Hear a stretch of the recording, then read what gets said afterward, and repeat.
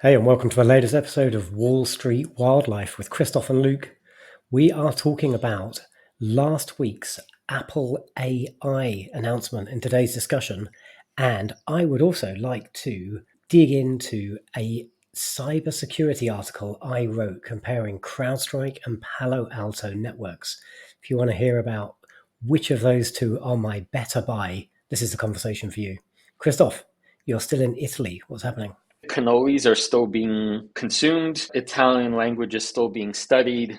And I like using travel to dig into some big picture historical narratives because my mind feels more open, in a different world context. So right now I'm making my way through a very long book titled Slouching Towards Utopia: Economic History of the 20th Century.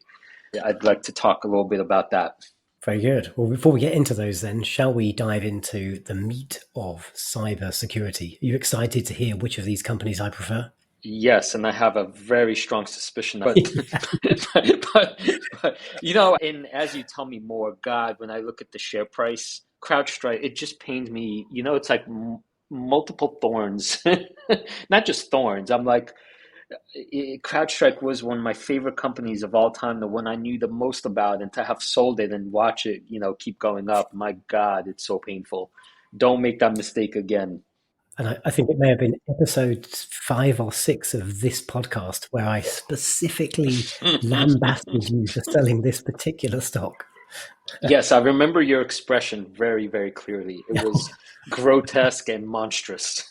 Well, let's talk about why. Oh, and by the way, the reason the stock is up is subsequent to me writing that article, CrowdStrike has been accepted into the S&P 500. Oh, right. So notwithstanding everything else, that in itself drives a lot of buying behavior as funds have to pick it up. So that's giving it a nice extra sort of 10% or so boost in the last few days.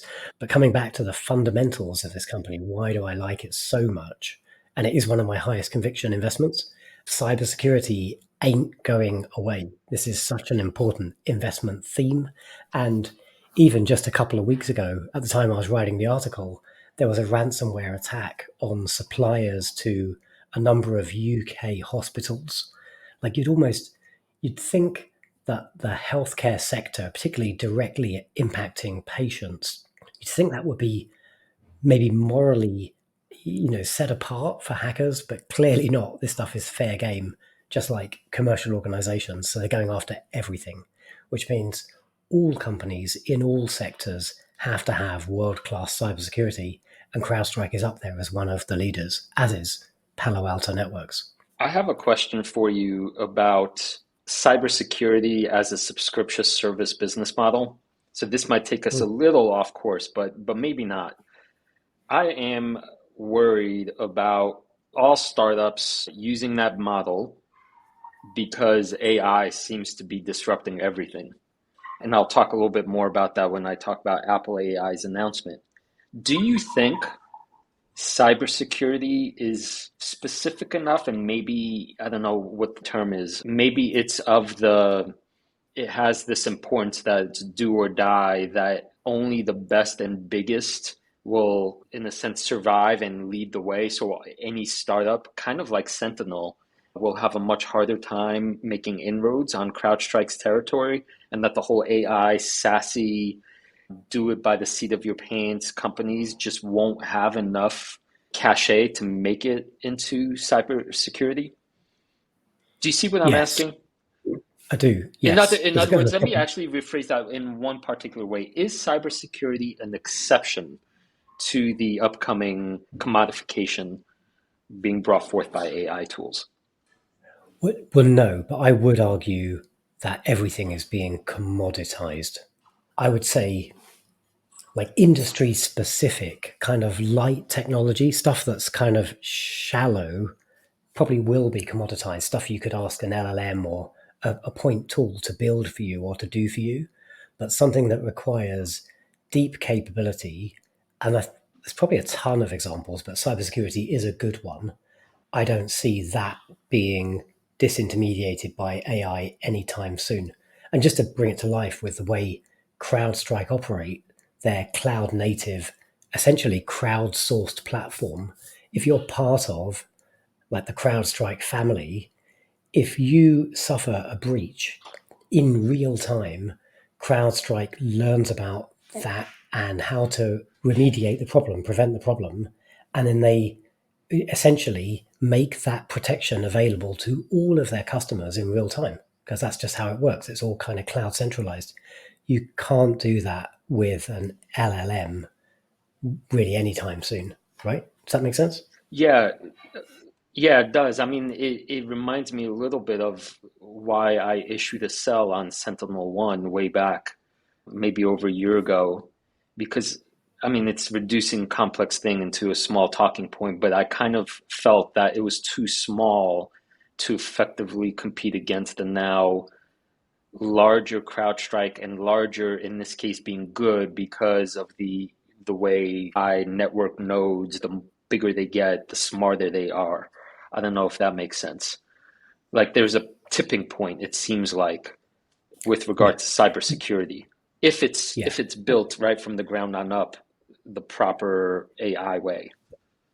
And what you're referring to there essentially is like a network effect. Yeah. Every customer using CrowdStrike makes the ecosystem more valuable for every other customer because it's like another attack surface that could be out there being the first threatened customer, resulting in all other customers being protected from that type of attack. If CrowdStrike only had a few thousand customers, the protection that comes at least from being part of this sort of crowdsourced cybersecurity solution is much reduced than if they had millions of customers, which they do. Yeah. So can I ask you about Palo Alto? I never did any deep dives into them. You have now, but my understanding is that they are, in a sense, cobbled together from multiple different kinds of cybersecurity offerings, and that in theory, the whole is greater than the sum of the parts. But based on this cobbled together thing, I don't understand how they could compete with something as organically built from ground on up like CrowdStrike. And recently, right, the company was doing very, very well. And I believe last quarter they had a shortfall in expected revenue. So can you catch me up on what I'm seeing or not understanding?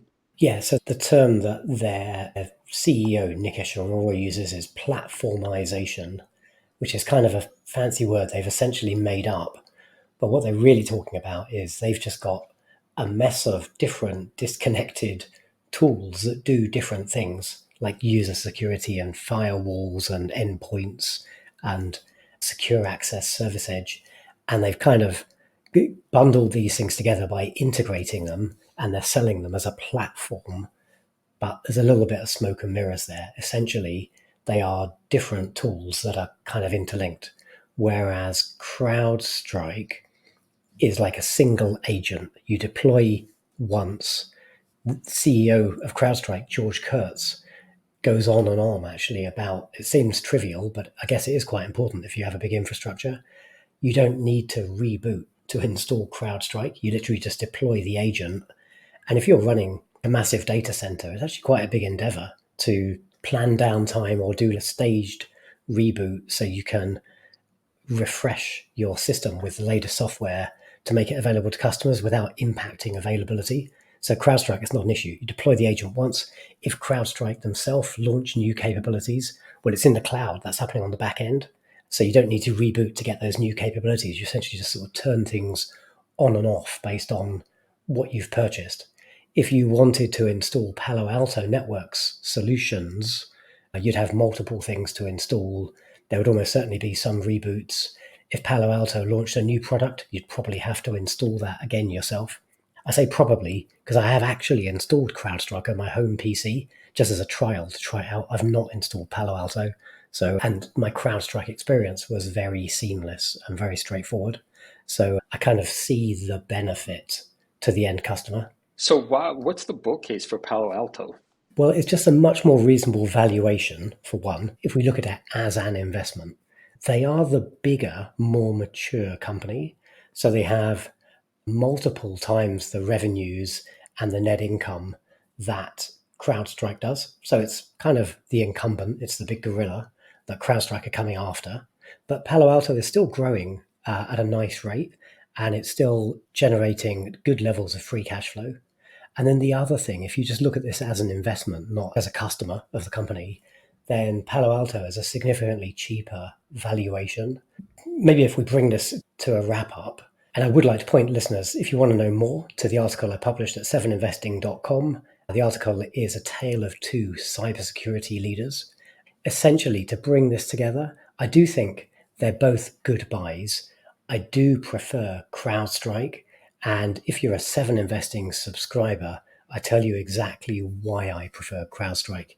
Now, if you do want to go and read a bit more detail on that article behind our paywall, if you go sign up at 7investing.com/subscribe with sign up code or coupon code Cybersecurity, all one word, then you'll get a free trial for a week. So you literally go sign up with Cybersecurity, go read the article, and actually at the same time, you've got access to 200 plus other investment opportunities, deep dives, pre-recorded subscriber calls, access to our Discord. Go get stuck in for a week, immerse yourself, see if you think it's good value. Yeah, I think the membership to 7investing pays for itself via the conversations we have on Discord. And it's not just the advisors themselves who bring the value, but it's the members who have become integrated into that community. And it's worth way more than the price of the membership. Great stuff. Now, I did want to bridge us from this cybersecurity chat into a topic we've been kicking around for the last month or so, and it's what do I look for in a good investment? And I thought actually CrowdStrike was a great opportunity just to pull out a couple of the other things I look for in any investment if I'm judging whether it's a good quality investment, a good company to add to my investment portfolio. So let me just pick up a couple of these, and then maybe you've got pushback on some of them, I don't know. One is certainly access to a large addressable market. Like, companies talk about their TAM, their total addressable market. To be honest, that can be smoke and mirrors and nonsense. It's like a goal that they'll never get to. But it's quite interesting because McKinsey put out some independent research. It's a couple of years old now, 2021, but they forecasted, and I believe them, the cybersecurity market is going to 10x to $1.5 trillion of spend. So that's such a enormous growth that I think you should at least look at that directionally as massive growth opportunity, massive addressable market for all companies. CrowdStrike, Palo Alto, SentinelOne, all of these companies will grow as that addressable market grows. Yeah, and as a point of comparison, for those following our King of the Jungle portfolio challenge, my strategy right now is almost, I wouldn't say the opposite, but it's not being seduced by total addressable market. It's being driven by valuation. So as an example, while Luke has companies like CrowdStrike, which have this potential $1 trillion market, my number one company, Coherus, I don't actually know what its total addressable market is, but let's call it something like 10 billion tops, right? 10 billion compared to 1 trillion is nothing. It's just that Coherus right now is valued at about 200 million. So it has a potential 5x ahead of it, or 10x if things go well. But it's not a company I would ever feel like I could sleep well at night necessarily, and it can't take over the world, and it's playing in its small little niche. So it's like more of a timely thing out of which the majority of huge gains can be made. So in this case, the leverage is on Luke's side. You want a big TAM. Yeah, but I do want to caveat that again, often TAMs should be taken with a pinch of salt. I don't generally look at the TAM forecasted by companies because it's often just kind of marketing nonsense for investors. But in this case, it's so big. Let me pick up one other things I look for in a good investment that I think is unarguably positive for a company though. And I think CrowdStrike's a really good example of this. And it's essentially kind of efficient operations and the ability to increase your operating margin. So let me just explain how that operates in CrowdStrike's case. So if I'm a CrowdStrike customer, essentially the company sells modules, And if you're a kind of starter customer with a really simple need, you might only be using 5 or 6 modules, but they have over 20 modules, I believe now. And these modules essentially do have different capabilities and serve different aspects of your cybersecurity needs. Well, CrowdStrike have already built all that stuff.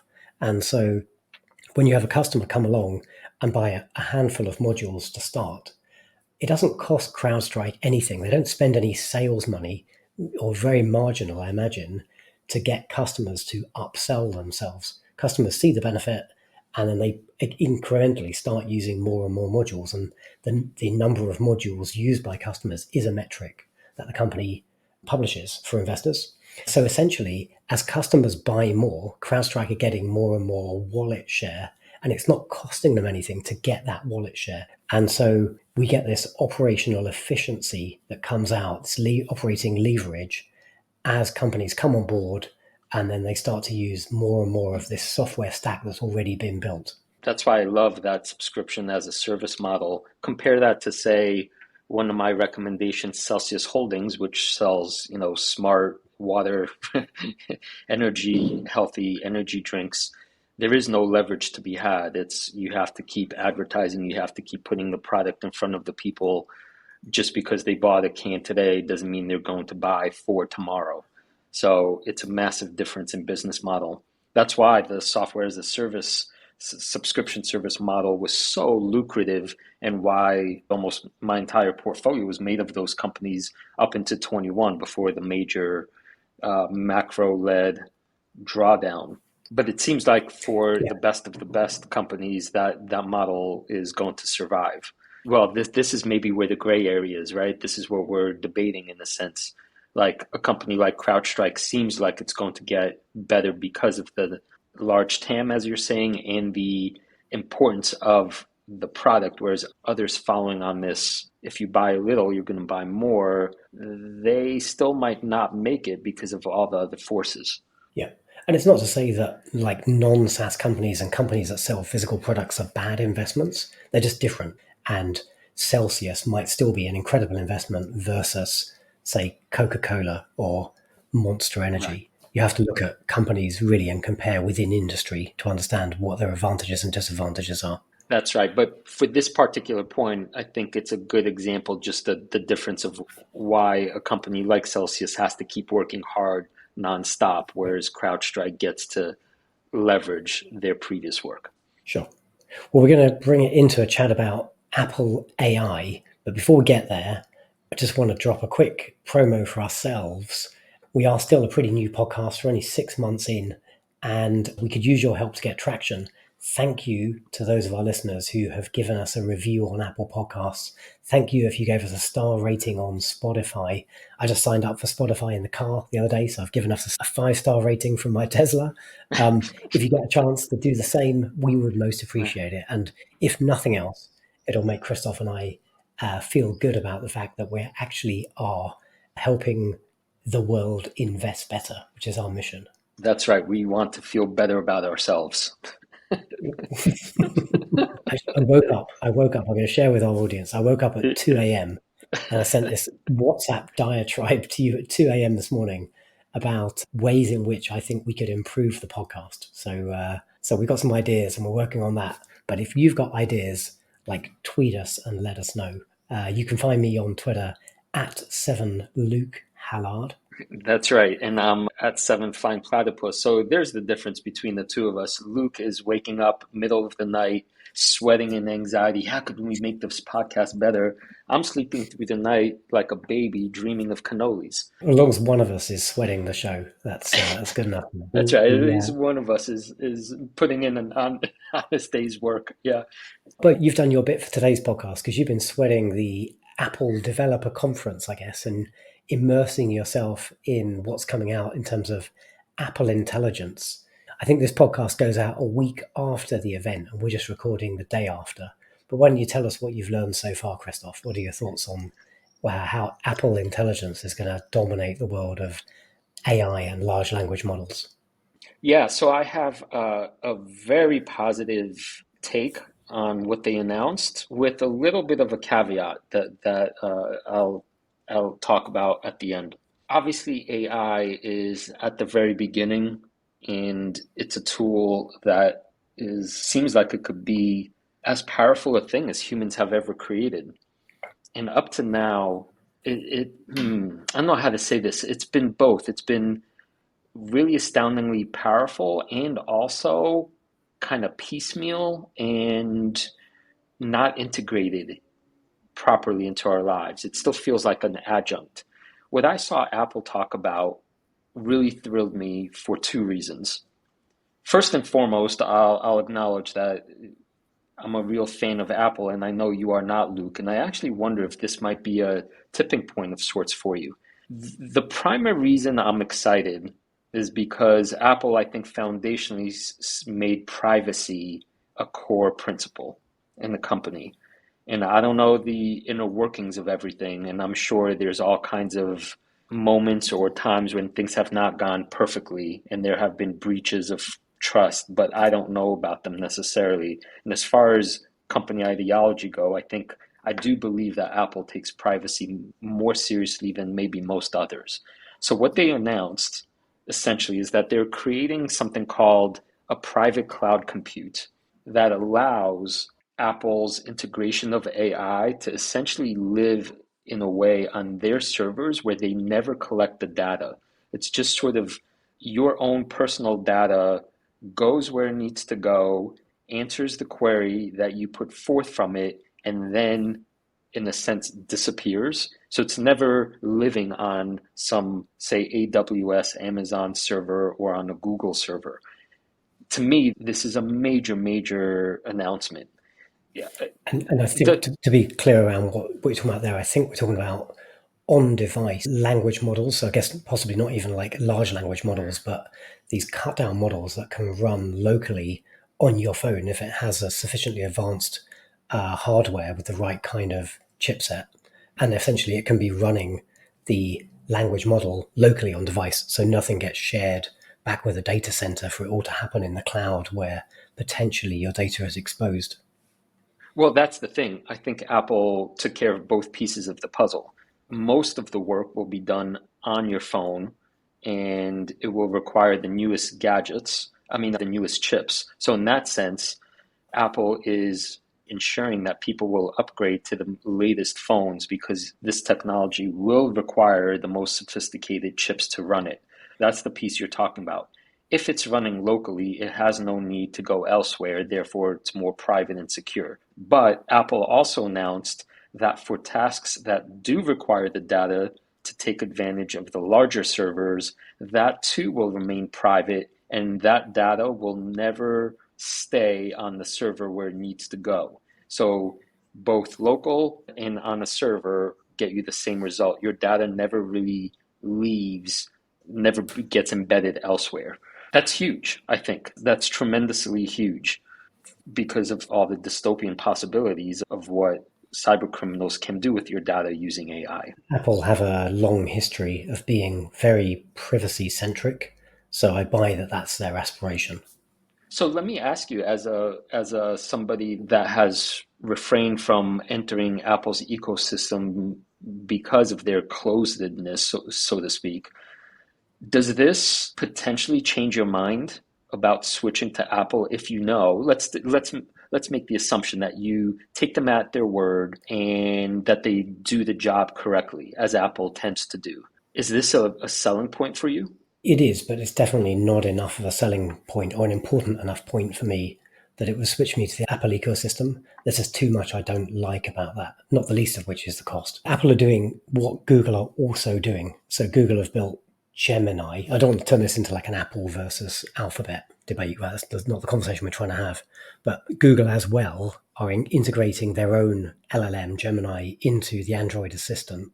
I've now got it working on my phone, but it's a bit early, it's a bit beta. Like for example, if I run Gemini as the voice assistant on my phone, actually I can't then control my smart home and my lighting and my gate and all that sort of stuff. That's supposed to work, but it's just that they haven't fixed it yet. So clearly Apple are going in the same direction and they might get there first and they might have a better result actually because they've now embraced like deep foundational level integration with OpenAI. So like ChatGPT. you'll be intrigued by this.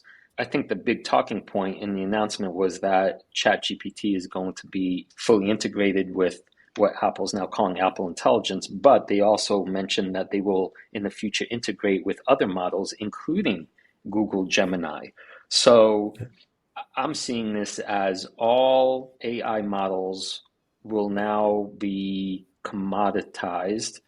And how do you take best advantage of all of these models? And I think what I'm seeing is from Apple that because they take their privacy the most seriously out of any other company, they will be able to conglomerate all of these models into one platform that runs seamlessly. And you won't really even care whether you're talking to Gemini or ChatGPT or whatever other future iteration. So that's point one.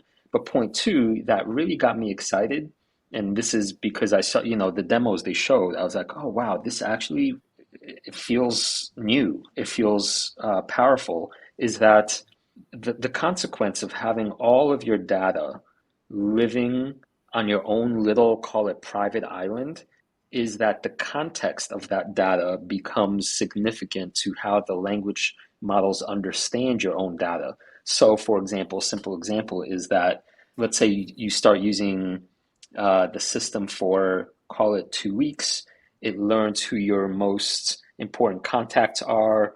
It learns who mom is, it learns who Luke is, and all of a sudden you could start using natural language that says something like, you ask a question, what did Luke want to do next week? And then it'll search through all your documents, again, privately, and then that hard to describe it there will make sense because the context of your phone will make sense to the model. So this is why the privacy and the context thing are so important and will work together. It will require, I think, a closed private system to pull off without fears of being hacked, and Apple is the one to do it.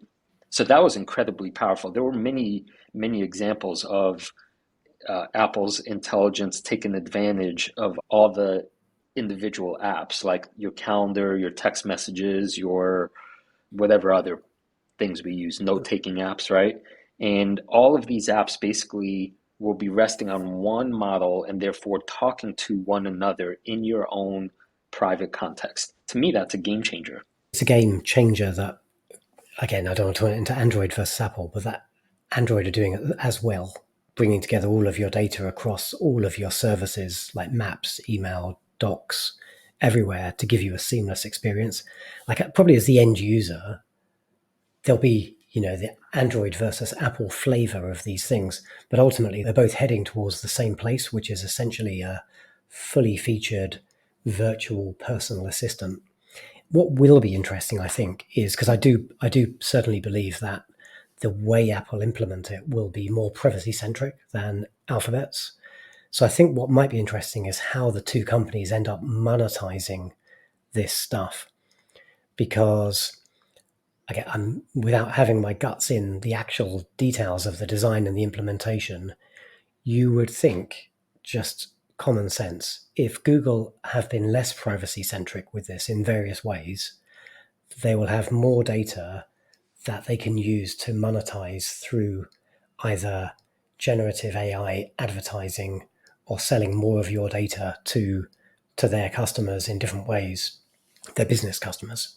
Whereas Apple possibly end up monetizing it by increasing further the cost of their devices and continuing to justify like a fairly eye-watering rate on anything sold on the Apple ecosystem, like the Apple tax of 30%, whatever it is. So yeah, we might end up with quite a different result as an investor, even though as a customer, the experiences might be fairly similar.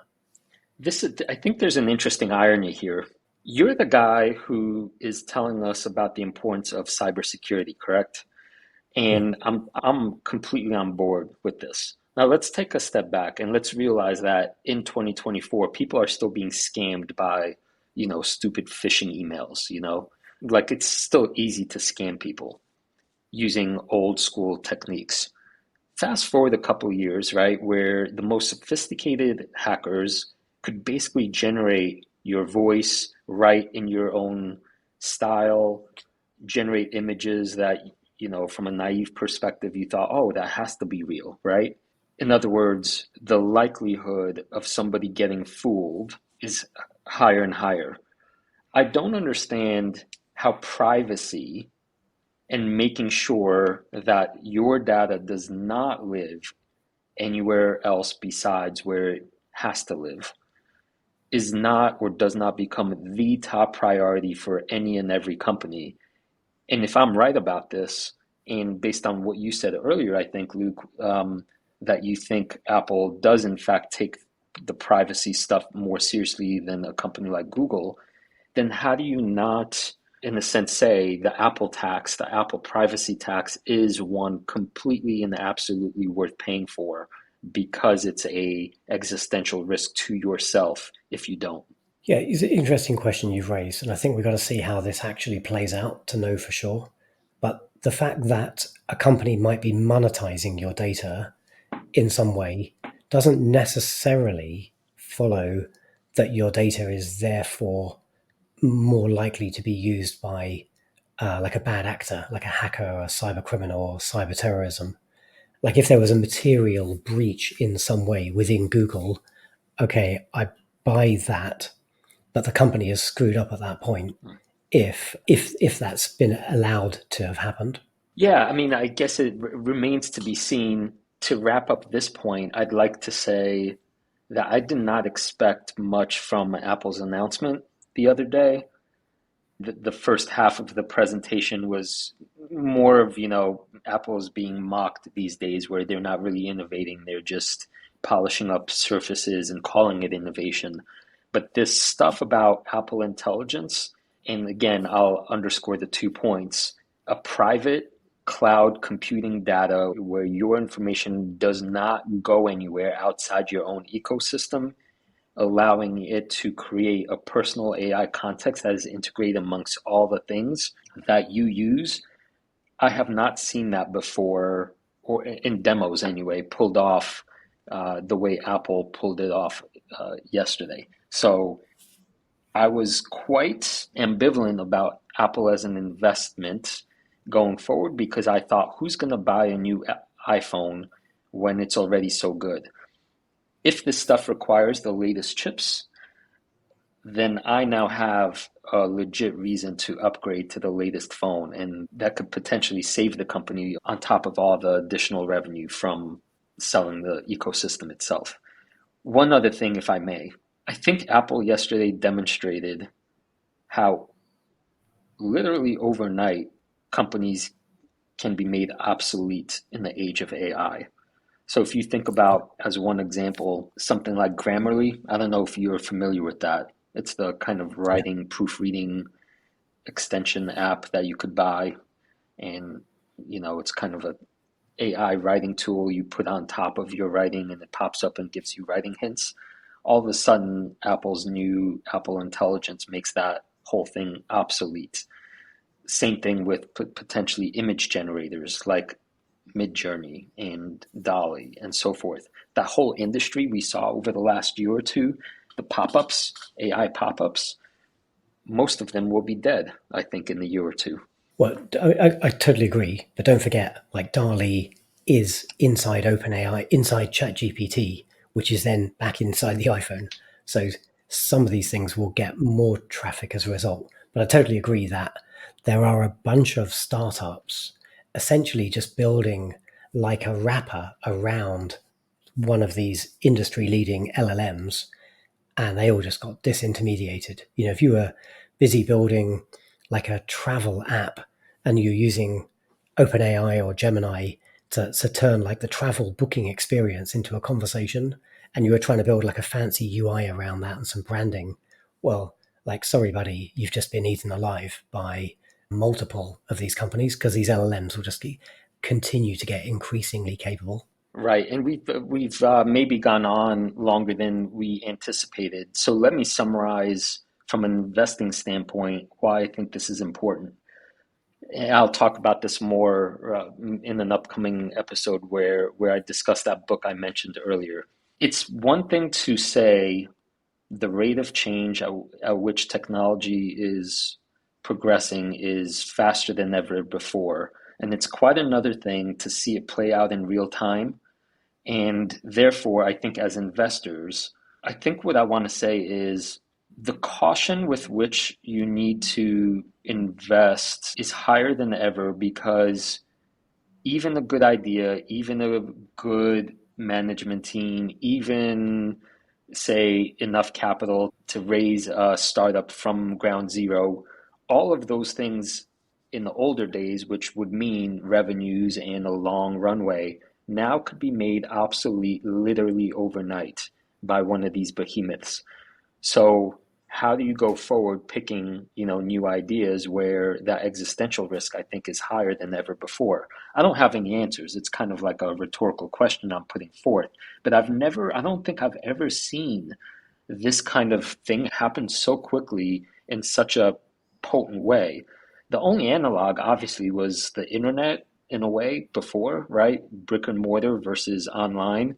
And that had its own ups and downs, and it took maybe a little longer past the hype cycle. But this moment, I don't know how to say this. I feel overwhelmed, maybe is not the right word. I feel as uncertain as I have ever felt as an investor looking for new ideas because of the rate of disruption. Yeah, good wrap up. I think it is interesting for us in particular to be essentially at the forefront of this conversation. I'm watching the evolution of these tools. I'm paying for multiple of them, and I've incorporated them into just the way I live my life now. So I do feel like we're on the cutting edge a little bit. And I trust my own judgment built up over the last 20 or 30 years, being a bit of a technologist in terms of identifying whether something truly has a competitive edge rather than just being some bland generic thing that's ripe for commoditization. So, yeah, this will be an interesting topic for us to pick up on future podcast episodes. Maybe we had a sort of podcast theme way back, which was Phoenix or Dodo.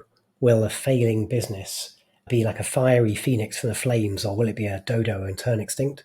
Maybe there's some variant of that where we could start to look at other industries, other tools, other companies, and judge whether we think they actually are going to survive this AI revolution or if they're going to be on the guillotine. Right, with I think Duolingo being a great test case to talk about further. Or perhaps some of our listeners might want to chime in or think about that as a potential test case. Absolutely. Well, and if you do want to reach out to us again, you can find us mostly on the Twitters. We're also on Instagram. We were on TikTok. I've demised that because it's just TikTok. It's too much. But yeah, mostly go chat to us on the Twitters. I'm at 7LukeHallard. At 7FlyingPlatypus. Take a look at our 10 laws of the investing jungle over at wallstreetwildlife.com, and do interact with us on YouTube as well. Leave us a comment, subscribe, send us a review. It really helps us a lot. We do read all of our YouTube comments, and we're starting to get little mini debates going on there. So yeah, definitely do drop us a comment. Let us know about the show. Today was a good example, hopefully, of being a little more focused on like the investing thread of our conversations. So if you thought you got some investing insights from today, let us know what you liked, let us know what you didn't like, and we'll play that into our future episode planning. Are you ready to become a beast of an investor? Your journey starts here.